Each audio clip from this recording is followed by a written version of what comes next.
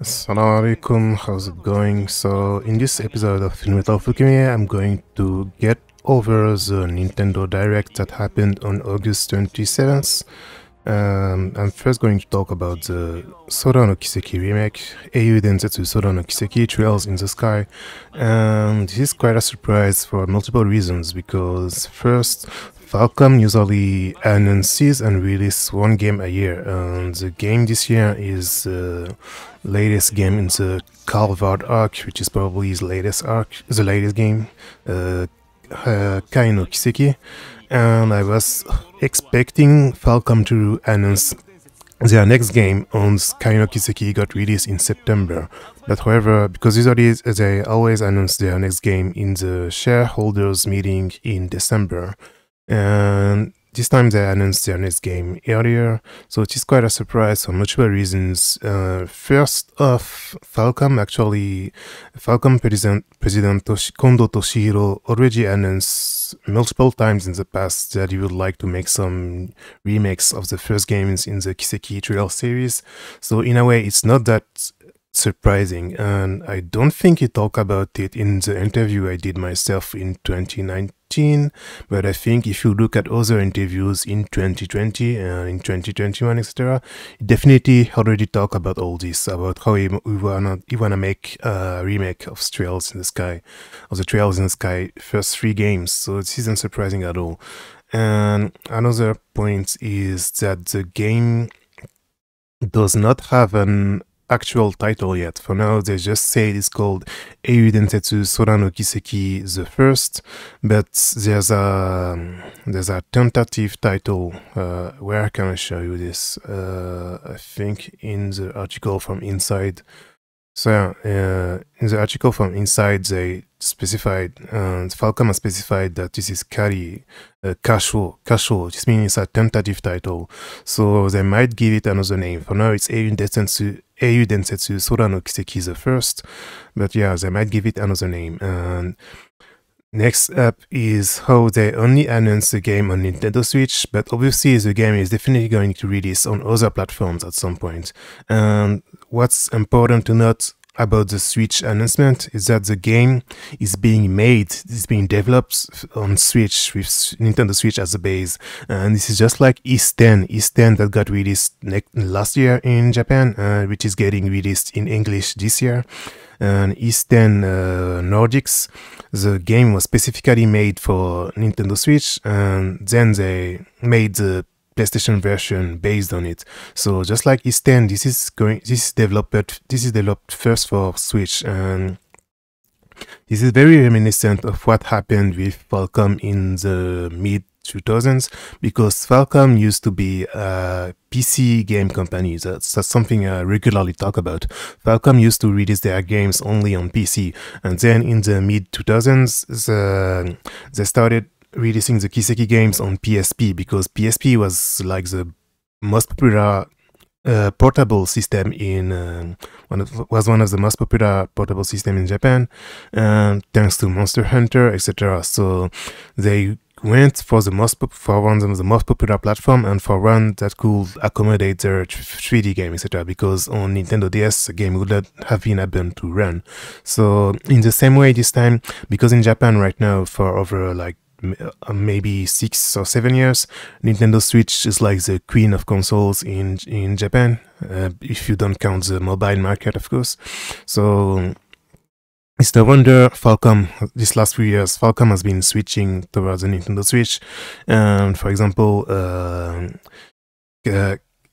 think it was Ys 10 was the first game they developed specifically for the Nintendo Switch, but before that point, Kondo-san mentioned multiple times in interviews that Falcom is planning to switch to try and develop their games themselves on Nintendo Switch, so that way they don't depend on the ports from third-party studios, from the localization studios, either Nipponichi or Clouded Entertainment.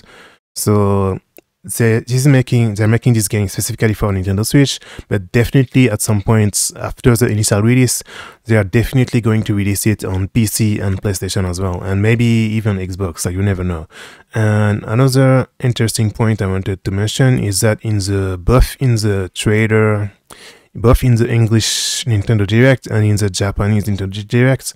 The only trademark was Nihon Falcom, so this means that for now, this means that they don't have an international publisher, an English publisher for the game yet.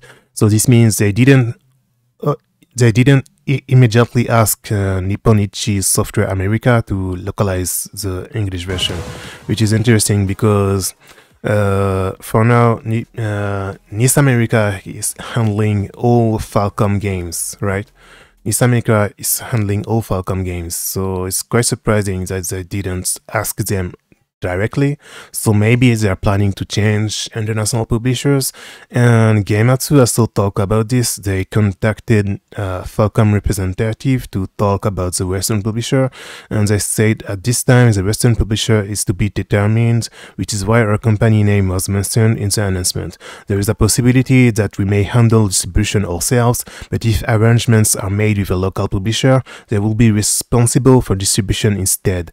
So it is pretty interesting because usually I don't read English sites. Like ever since I became a game journalist myself in 2018, I stopped reading English sites just in case there's some mistranslations and stuff. I only read Japanese sites, unless if they have some exclusive information like this time with Gematsu, who contacted Falcom. So yeah, so they're saying that they will probably, for now, there's a possibility that they will handle distributions themselves. And personally, I don't believe that at all, because Falcom is a small company, and last time I checked, they were still independent, but there's a small company with around 100 employees. I think that it was around 100 employees. That was what was written in their financials around 2 or 3 years ago. I didn't check lately, but let's assume they still have around 100 employees. So I don't think it's possible for them to start now and to make their own localization department and their own publishing department to handle English publishing. I don't think that's possible. Like, unless they made a lot of change to the company these last few months, and unless they're actually actively preparing to publish the games themselves, like it's not happening. Like, there's no way that's happening. So in my opinion, if they didn't already ask Nipponichi America to do it, is that they might plan to change Western publishers. So maybe Bandai Namco, maybe Sega, maybe someone else will be doing the English publishing, in my opinion. So we'll have to wait and see for now, because there's no way of knowing. So yeah, and let's quickly talk about the remake itself now. So there's several things I want to mention about the game itself. Obviously, I'm extremely excited. This looks really amazing. So I only have praise to share with you all. And first off, one interesting thing is, like I said before, this is running on the same engine as Isten. It's an in-house engine that Falcom has been working on these last 4 or 5 years or something. I think the first time they talked about it was a bit before Hajimari no Kiseki was getting released, and they were saying that for Hajimari, for certain cutscenes in Hajimari, you can tell that they're very different because they started using motion capture and they started using a new engine. And starting Kuro no Kiseki, Trails Through Daybreak, it's fully on the new engine. It's quite different. You can tell the screen, like how you can say this, the screenplay and like the cutscenes, the direction of the cutscenes is quite different from what you would have seen in Cold Steel, in what was his name? Sen no Kiseki. Because in Sen no Kiseki, the way the cutscenes are directed, the way the dialogues are directed is very similar, and it's very like structural, and it's very slow. And starting Kuro no Kiseki, you can tell that they completely changed the way they do cutscenes, and this continued on to Isten as well. This Sora no Kiseki remake is using the same engine as Isten, so this is going to be very similar in terms of graphics. And One thing I wanted to mention is look at how expressive the characters are, and how cute Estelle and all the female characters look, and how cool Joshua looks. And it's really, really cool, like how expressive, like through the trailers there's a lot of zooms on Estelle's face, and you can see her face is extremely expressive. Like, look at this smile, and this is really interesting and really important to talk about, because in my opinion nowadays, sadly, there's a lot of anime styled games like this that are all running on Unreal Engine. Obviously Unreal Engine looks cool and it looks great, but one thing Unreal Engine is very lacking, in my opinion, is not the graphics, because I don't really care about the graphics that much, the graphics, whether they're beautiful or not, but it's in the expressions and in the expressions of the characters, of the anime characters. And a lot of times, in my opinion, they lack expressions. For example, to take a very recent example, I think Visions of Mana looks really cool, and I'm really excited to try and play the game soon. But because it's running on Unreal Engine, you can tell like the characters' expressions, like it's not like they're stiff, but they're like cold, or like there's no warmth in it. And when you look at Estelle's face here, you can really see the warmth, and you can really feel like it's anime, it's moe. Like, no one says moe anymore, but like it's moe, and it's cool and it's cute and it's good. And I'm really happy Falcom has made a really good engine that looks really good for anime styles graphics like this, and you can tell the characters are extremely expressive. And I'm really looking forward to how it will develop, because it's just a teaser, meaning the game will look even better at release in 2025. So I'm really, really excited for this. It's a really, really good thing. Like, the style of the game is really, really good. And then another thing I wanted to talk about is, sadly, I don't think the game will be fully voiced, because if it will be fully voiced, they would have said so in the trailer. And if you look at the trailer, or if you look at the official site, they didn't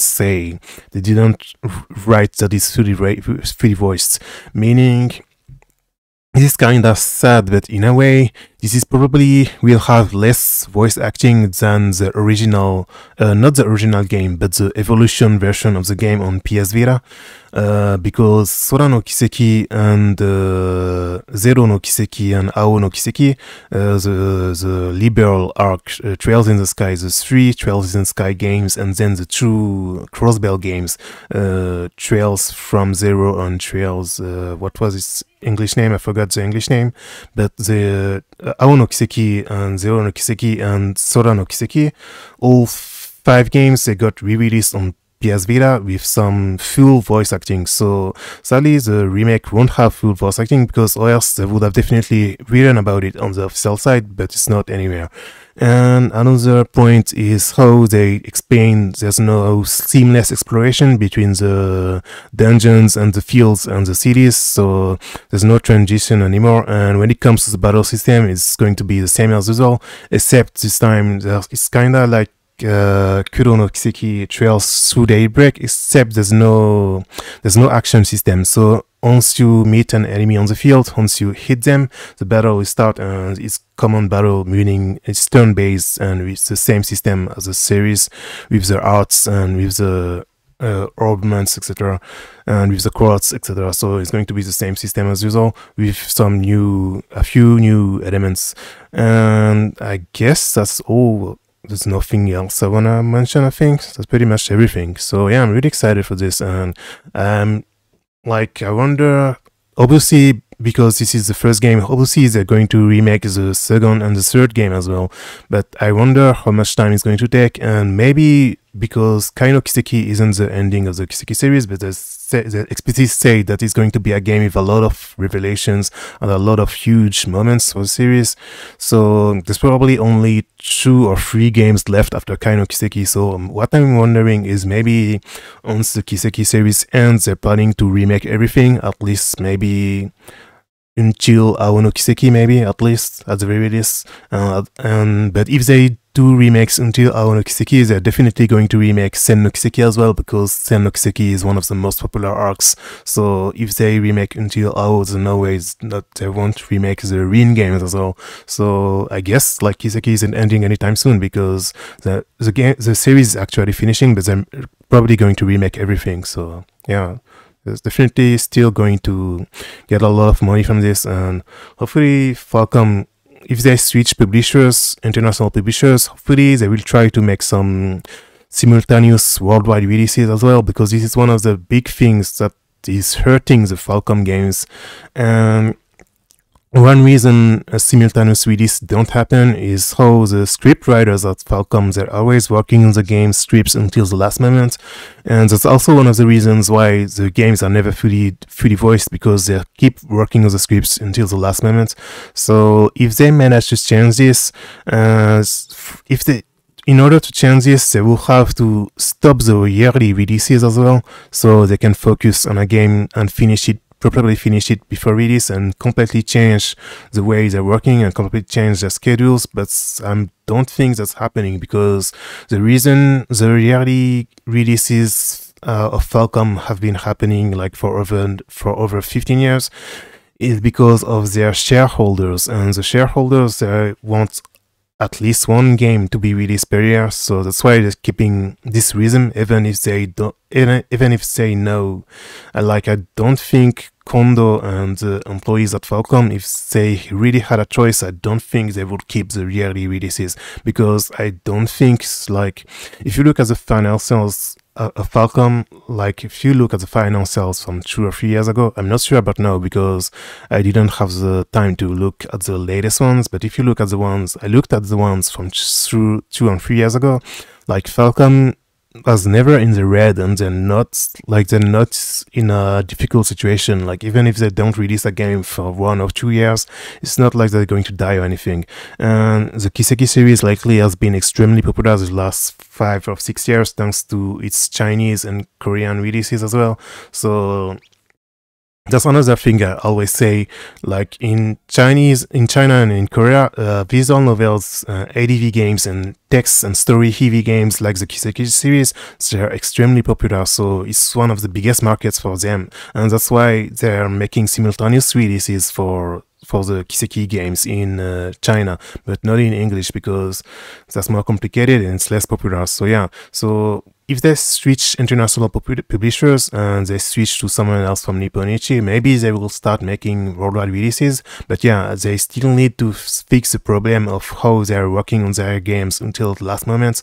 So they are not fully voiced and they don't have simultaneous releases. So if they can fix this problem, if they can convince the shareholders to let them work on the games longer, maybe in one day we would get English simultaneous releases of Kiseki games. But yeah, I don't, even this technically, even for this remake, they both said for the Japanese and English version is going to release in 2025, but they didn't say it's a simultaneous release, so we don't know what's going to happen. And yeah, that's it for the Sora no Kiseki remake. Oh yeah, and by the way, Kotobukiya back in June, they announced a brand new figure of Joshua with how he looks in second chapter. And so since the remake got announced, they made a pretty funny tweet about how, hey, by the way, there's a full remake of Sora no Kiseki, and we have this great figure of Joshua that's coming in the pre-orders are closing like today in August 20th, so it's pretty funny they made this tweet, so I just wanted to quickly show this. So continuing with my coverage of the Nintendo Direct, the Nindai, another thing I wanted to talk about is the new Atelier game, Atelier Yumiya no Atelier. And it's pretty interesting because this is the first game in 2 years. It's the first console game in 2 years, because Gust and Koei Tecmo, usually they do yearly releases for the Atelier series, but however, this year there was Atelier Les Lady, and Atelier Les Lady is a gacha game that they released a few months ago, and it's a crossover with all the characters from the past games. And it's pretty funny because a lot of people were surprised about the announcement, and it shows that even fans of a series, they don't necessarily follow all the information about the series, because if you looked at the interviews Gust did after Atelier Ryza 3 and after Atelier Sofitsu, they heavily hinted that the next main Atelier game would be a mobile gacha game, and that's what happened, and that's what they did. So it's pretty funny, they actually said it before, but many people didn't know, and even Japanese fans who don't have the language barrier, they didn't know either, because a lot of people actually don't read articles and don't read interviews, and it's one of the things I learned through my coverage of the Prejudice series over 10 years ago. Even Japanese fans, you can't expect them to actually know everything. Sometimes they're very, very big information, they might not have heard about it. And so yeah, and Atelier Yumiya is going to release in 2025 on all consoles. So yeah, and so because this year there was the Atelier game of this year was the gacha game, this means that this one they worked on it a little bit longer than the usual. So yeah, so it looks pretty promising, and personally I don't really play the Atelier series. Like, I'm really interested in it, but there's so many games I want to play, so there's not enough time in life, and like I need to prioritize certain things, so I don't play the series, but I do like it. If I ever play it, I would like to try and play the first games in the series, like Mari no Atelier and its contemporaries. And yeah, for example, if you look at Atelier Rest Lady, the gacha game, they regularly add characters from the past series because it's a crossover, and yeah, there was this really cool version of Mari. So yeah, if I ever get into the Atelier series, I will try to play the original game and maybe some of the contemporary games, but not the newer ones because I don't really have the time. But yeah, Atelier Rest Lady looks pretty cool, and I don't think I heard any problems about it. So yeah, I don't think it's going to close down or anything.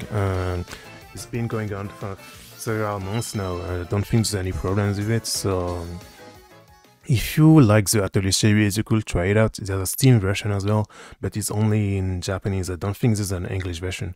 And thankfully they actually included the male characters as well, because Atelier series is pretty interesting because the series has a very big female fan base in Japan. It's pretty funny, it's pretty interesting because sometimes, because of the edginess of the series, some of the non-Japanese fans, like, they have some very stereotypicated views of Japanese pop culture, so they tend to assume that because there's some half-naked girl here, that only guys and only hetero guys like it, where it's not true at all.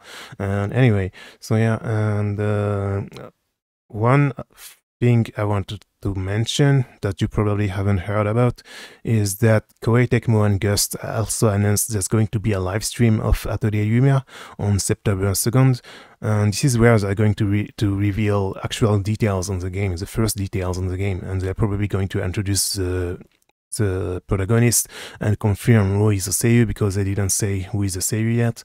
And so yeah, this is only going to be in Japanese, so inshallah I will like to cover it live. Like, I would like to make some article about this live stream on my blog. See the link in the description below. But sadly I have so many things I want to do and so many articles I want to write lately, I'm not sure if I will be able to do it. We'll see. So yeah, and the key visual for Atelier Yumiya, it's kinda unrelated, but it kinda reminded me of the key visual for Yuru no Naikuni, which is another Gust game which was released in 2015, and I really like this game. So if you never heard about it, you should try it out. It's an action RPG. It's a girls' love game because the story focuses on the romance between these two girls, the protagonist Arnas and her best friend and romantic interest Eurydice. It's a really interesting story, and if I remember correctly, the main scenarist is one of the scenarists of Legend of Mana on PS1 and one of the scenarists of Saga Frontier Run as well. So it's really good story. And there's also male characters as well. This is one of, like, it depends of some people. Some people, they don't like to have male characters. Personally, I prefer having male characters as well, because especially if they are well written, and the male characters in Yuru no Naikuni are really funny, really interesting, as much as the protagonist and Eurydice.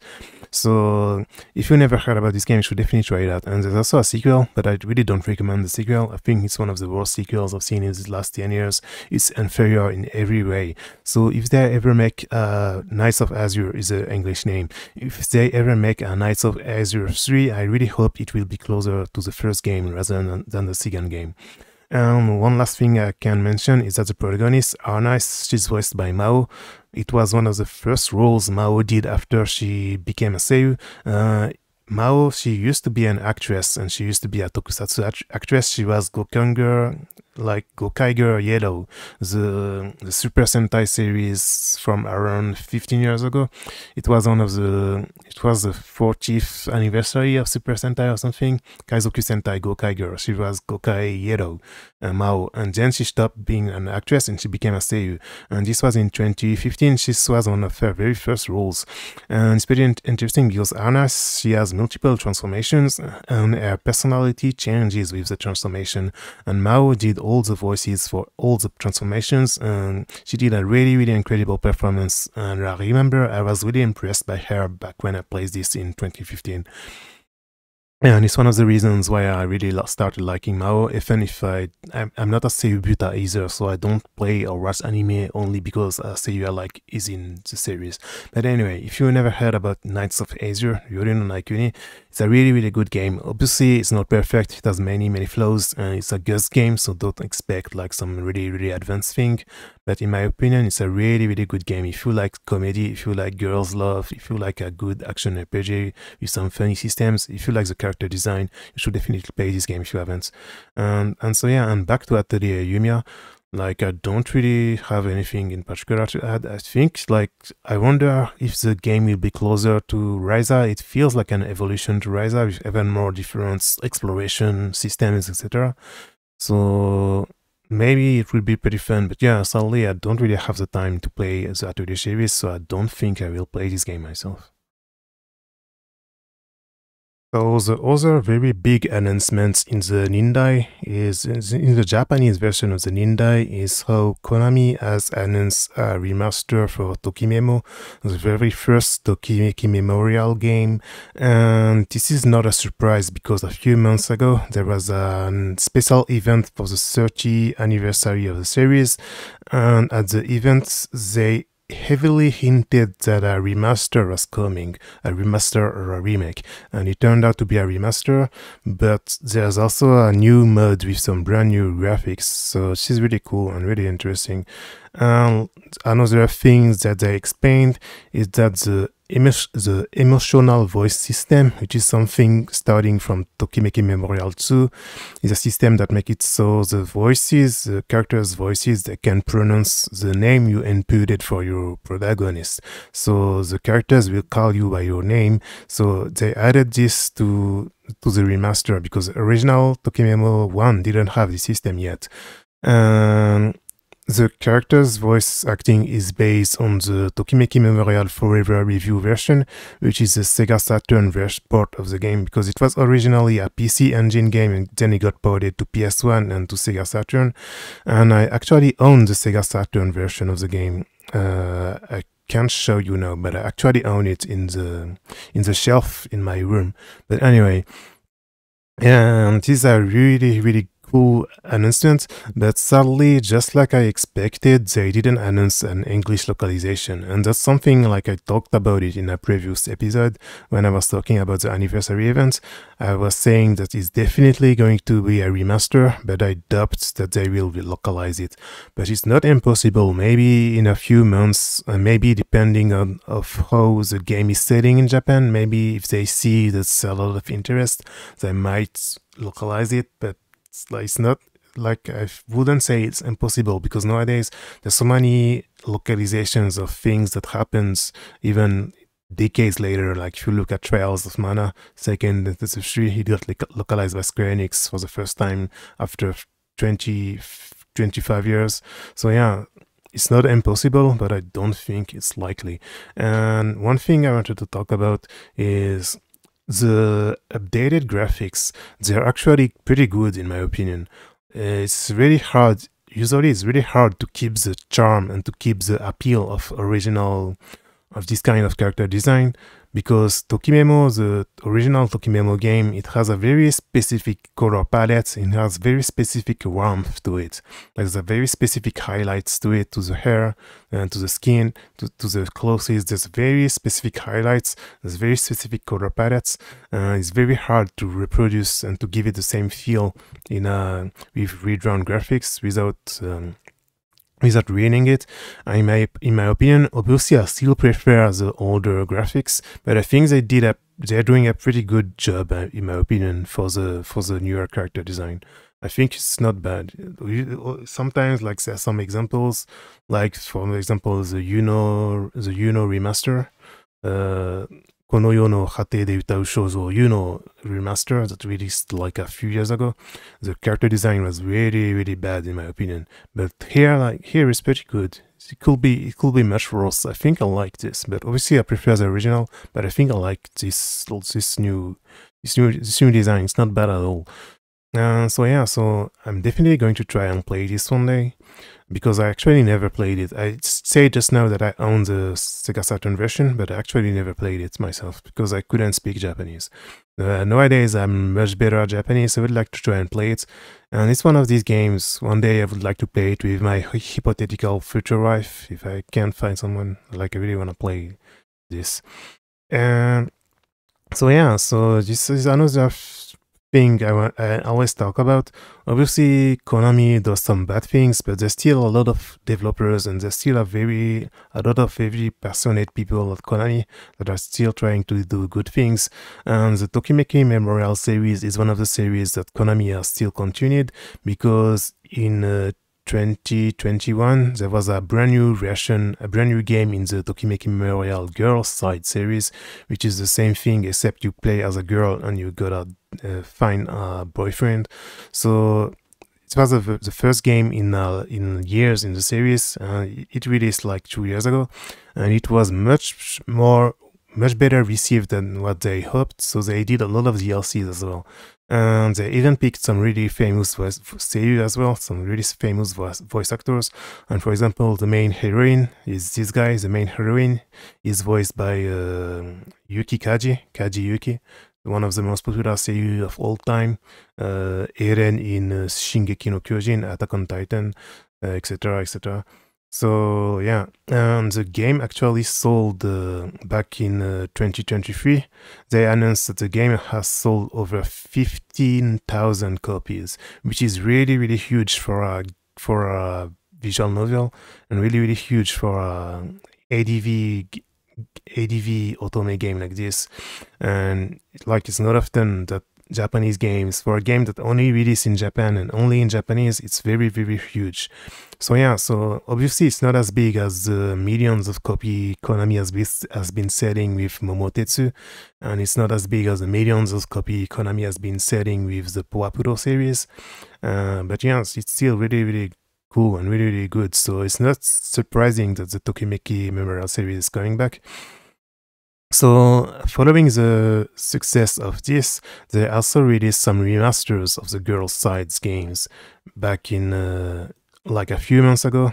The first three games, they got released in February 14th on Valentine's Day this year.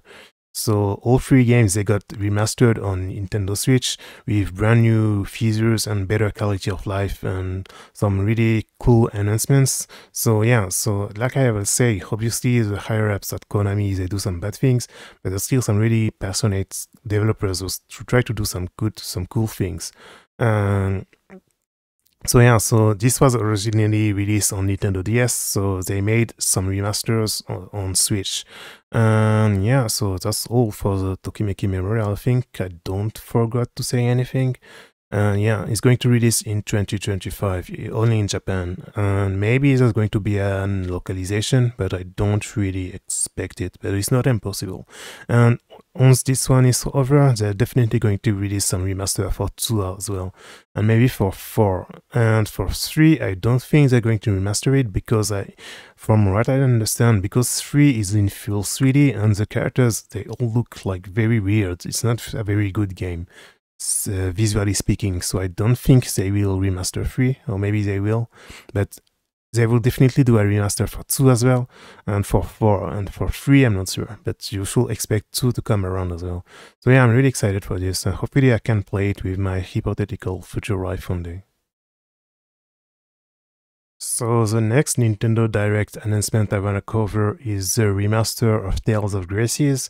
So, like, this isn't that surprising either, because, like, sadly, I don't think Bandai Namco is ever going to make actual remasters and localizations for the game is older than Tales of Graces F and older than Symphonia, like Destiny, Eternia, Destiny 2, Legendia, etc. Sadly, I don't think they're ever going to release them in English.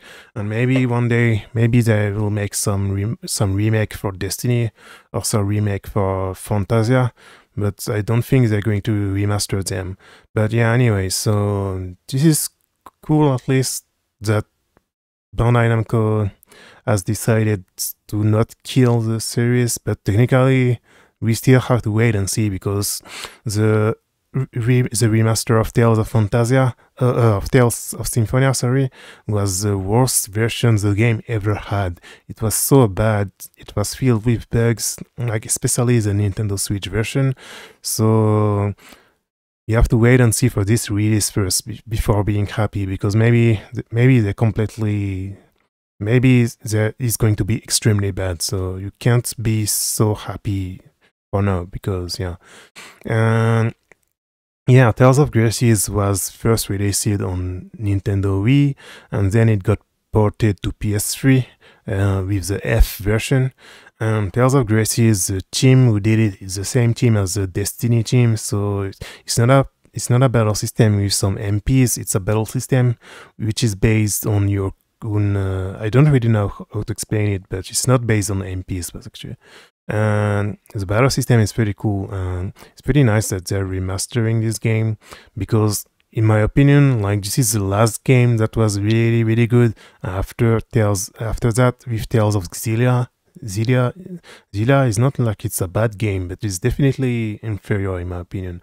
Like Xillia 1, Xillia 2, and Xillia 1 and Xillia 2, they're supposed to be one game, because they're so, like, the first game only has the story and the second game only has end game contents and side quests. So they should have been one game. And then you have Tales of Zestiria, which was also very weird, especially at release, on PS3 at release. Thankfully it got upgraded a bit later. And Tales of Berseria is okay. But yeah, all the Tales of starting at that point, like, the series like lost its splendor. The series kinda got downgraded starting that point. So it's sad that the people who aren't Japanese and who can't speak Japanese, they're never going to see Destiny and Eternia and Destiny 2, etc. Not Innocence and what was Rebirth. I really liked Rebirth, but yeah, sadly, the previously games that were the unlocalized games, it's unlikely they will ever make some localizations for them. And maybe one day they will get some few remakes, but I'm not putting a lot of hope in it. Especially seeing Arise and seeing how much Arise has sold worldwide. Like, the next brand new game is definitely going to be very similar to Arise. So I don't think the Tales of series will come back to Destiny, like very anime, and like very, I don't really know. Obviously Arise is very anime as well, but like there's so many weird things with Arise. It's not a bad game, but for example, the skits, they are so bad compared to all the rest of the series. The skits in Arise are so bad. The tempo is horrible. The way they switch from the portraits to 3D makes it worse, because with the portraits you could have a lot of expressions for the characters, and sometimes in the past of the series the skits were extremely short, but in Arise all the skits are extremely long and they're not that funny, and just too, like, the humor is really bad, the rhythm is really bad. So yeah, Tales of series, like, I don't really expect anything from it anyway. I just wanna replay the older games and play the older runs I didn't play myself. And like, I don't really care about remasters and about localizations myself, because I can just play them in Japanese. But I want them to be localized so more people can discover them. And that way, imagine if a Tales of Eternia, like, I would really, really love for Tales of Eternia to be remastered, because that way I will be able to play it with my nieces without worrying about emulation, without worrying about that stuff, and we could play all of the game in multiplayer, especially because I wanna show them about the characters, and to show them that there's some really cool JRPGs with some black characters as well. That's why I really would like to try and play Tales of Eternia with my nieces one day. So I'm really hoping there's some remaster one day. But for me personally, like, like, I don't care. I can just play it in Japanese, but I want a remaster for my nieces and for people who didn't play the game, who can't play the game in Japanese, right? So yeah, so I'm really hoping, like, is the one thing I could choose. I really want a remaster of Tales of Eternia, so I can show and play with my nieces, a girl with some a game at JRPG with some really cute black girls. So just what I want anyway. So another thing I want to talk about is the Capcom Fighting Game Collection 2, which most notably has Moero Justice Gakuen, which is one of my favorite fighting games of all time, so I'm really excited for this. Especially because I will finally be able to play the Neketsu Nikki mod with my siblings again, without worrying about plugging the Dreamcast or plugging some retro arc or plugging some emulation stuff. And yeah, and sadly they didn't announce the first game, but like, one thing I think Capcom should do one day is try to make a remaster with just the Neketsu Nikki mods, just the visual novel mods from the first game, and try to sell it that way. Because in my opinion, some of the thing in Justice Gakuen was too ahead of its time. Like, if people would see Nagare now, they will all go like Tumble Sexy Man, and it would get extremely popular. There's so much buzz factors and buzz potential in Justice Gakuen that it's one of these series that if it got released nowadays, with just a little bit of luck, it could become incredibly popular and incredibly viral. So, like, yeah. But anyway, so I'm really excited for this, and I hope I will be able to play Neketsu Nikki mod with my siblings again. And yeah, and there's Power Stone as well. Obviously, I really like Power Stone as well. So yeah, I'm really excited. And Star Gladiator 2. So yeah, 03 Alpha 3 as well. Millionaire Fighting, Capcom versus SNK, Capcom Fighting Jam. So I'm very excited for this. I'm definitely going to buy this. I bought the first collection, so on Switch. So I'm gonna try to get this one on Switch as well, so I'll be able to easily play Justice Gakuen with my siblings and with my nieces. And so the last thing I want to talk about is the Ryu no Kuni Rune Factory, the brand new game in the Rune Factory series. And this is, first I need to explain that in Rune Factory there's a numbered games and there's a spin-off games, and this is a spin-off of a spin-off, because Rune Factory is initially a spin-off for Story of Seasons, Bokujo Monogatari. But anyways, there's Rune Factory 1 to 5, and then there's Rune Factory, there's some because Rune Factory 1 to 5 were on portable consoles on DS and Nintendo 3DS, and the spin-offs, they were on Wii and on PlayStation. It was on consoles, on home consoles. And so at first you had Rune Factory Frontier, and then Rune Factory Oceans, and now you have this third brand new one, which is Ryu no Kuni Rune Factory. They reveal some new details. They officially confirmed that you can choose between a male or female protagonist, so something we already knew. And basically the game focuses on dancing with sacred treasures, with Jingi, sacred treasures. And depending on the sacred treasure you have equipped, when you dance, you can do something. So when you dance with the umbrella, you can do some water, etc. And you can build your own farm and build your crops, etc. And so yeah. They also officially confirmed that there's a marriage system, which is obviously because all the past games has it, so obviously this game has it too. They didn't specify yet if you can have same-sex marriage or not. Hopefully it will come back, because it was a big failure in Rune Factory 5. Rune Factory 5 was the first game in the series that had it. It's pretty interesting because in Bokujo Monogatari, same-sex marriage is something that was in the series for over 20 years now. But in Rune Factory, they only started doing it with 5, so hopefully it will come back in Ryu no Kuni as well. Another funny thing I wanted to mention is how in the Nintendo Direct, in the Japanese version of the Nintendo Direct, Rune Factory was the final announcement, was the last one big thing. So it's really cool, because And like you can tell, like Marvelous, they paid a lot for this promotion and they're putting a lot on this game. So I'm really hoping it works well. And I guess it's also thanks to Tencent money because Marvelous is actually owned by Tencent now for a few years. And Marvelous is a pretty interesting company because like a lot of video games companies, they don't do only video games. They also fund movies, anime movies. For example, the Pretty Cure movie every year. One of the biggest sponsors of the movies is Marvelous.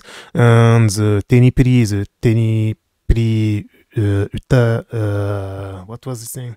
The Tennis no Oji-sama stage plays, the Prince of Tennis musicals, the Prince of Tennis, Tenimu, that's it, Tenimu, the Prince of Tennis musicals, they are also partially sponsored by Marvelous. So it's a big company that has a lot of hands in a lot of things, and Tencent is owning it now. So I guess Tencent has the money to pay Nintendo for a big promotion to put the game in the last thing. And it's pretty funny because in Japan it was the last game, but in the English version of the Nintendo Direct, it was the second to last game, and the last game was Yakuza Kiwami on Nintendo Switch. So the PR department at Nintendo, they thought that Yakuza is more popular, Ryuga Gotoku is more popular, so they left Ryuga Gotoku at the end, and Rune Factory Guardians of Azuma, that's the official English name, they put it in second last position. So it's pretty funny. I just wanted to quickly mention this. And yeah, so I'm really extremely excited for this. Like I always say, Rune Factory is one of my favorite series of all time. I played all the games except for 4 because I didn't own a 3DS, so I gotta play it with the remaster, and I'll play 5, but I didn't finish it yet because I want to finish 4 first. And so yeah, I really recommend trying out the series if you never did. And it's a series, like, it's hard to recommend the older games. It's not that they're bad, but it's just that the series with each entry, it really progressed. Each entry in the Rune Factory series is much better than the previous one. So if you start with 3, or you won't really want to play 2 on 1. If you start with 4, it's okay. Like 4 is better than 3, but it's not a big improvement either. I don't know, but because I didn't play it yet. And 5 is also not a biggest improvement compared to 4. And some people even say that 5 is a bad game, but I don't really agree with that. And some people also say that 5 is bad because of its technical issues on Switch. But like if you're playing a game like Rune Factory with some bishonens and some cute girls for the FPS or for the graphics, you're doing it wrong. So you shouldn't be playing that kind of game for this anyway. And yeah, so they showed a bit of the battle system, so you can have characters in your party. That's just like the previous Rune Factory games, but in the previous Rune Factory games you could only have one character in your party. I'm pretty sure it's the first time in the whole series you can have more than one partner in your party. You can have up to 3 people alongside with your protagonist. And there's a farming system as well. And I think the farming system will be a little bit less present than in the numbered Rune Factory games, because in Oceans especially, the farming system was kinda watered down. It wasn't as complex as in the numbered Rune Factory games. So I think in this game as well, it won't be a big focus, and the focus will be on the exploration and the battles, on the relationships. So yeah, I'm really excited for this. I really like the character design as well. They didn't say who is the character designer yet, I think. So yeah, I'm really excited for this.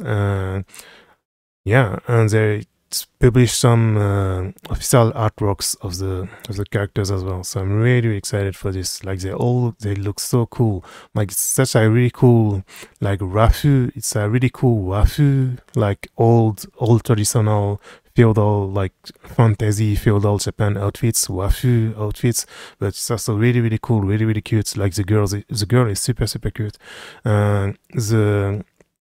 The monsters are really nice. It's the same monsters as always in the series. So yeah, there's fishing. You can adventure up to 3 people. You can go on dates. Going on dates is something that they added since Rune Factory 3, if I remember correctly, and it's been a staple of the series ever since. So yeah, and there's a rating system as well. So I'm really extremely excited for this. Before the release, I gotta try and finish Rune Factory 4 and Rune Factory 5, and then I will be able to play this. Hopefully I will be able to play this one with my niece as well, because I'm playing 5 with my nieces a bit. So hopefully we'll be able to play Ryu no Kuni together as well, Guardians of Azuma.